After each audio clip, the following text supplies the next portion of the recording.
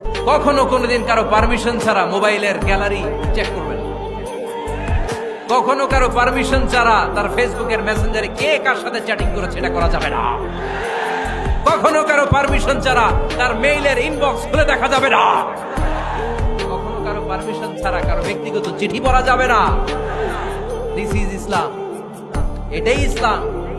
আমরা ইসলামকে শুধু নামাজ আর রোজা আর জিকির আর এই দাড়ির মধ্যে সীমাবদ্ধ করেছি।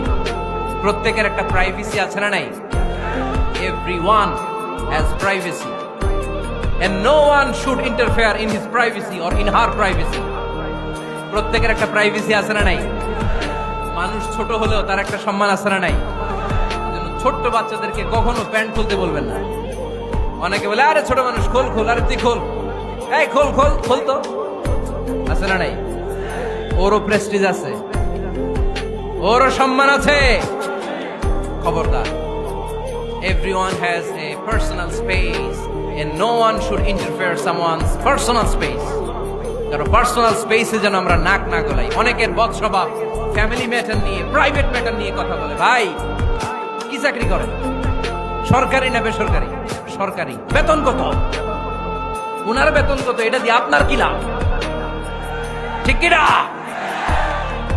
মানুষ একটা দেখলে ভাই বয়স কত, ভাই বেতন কত, ফার্স্ট ইমপ্রেশনে, ফার্স্ট যখন আপনি কারোর সাথে দেখা করবেন, বেতন কত, বয়স কত, এগুলো জিজ্ঞেস করা যাবে? কেউ যখন কারো ঘনিষ্ঠ হয়, বন্ধুতে রূপান্তরিত হয়, তখন এই কথাগুলো। কিন্তু শুরুতেই প্রাইভেট ম্যাটার নিয়ে, পার্সোনাল ম্যাটার নিয়ে খোঁচাখুচি করা যাবে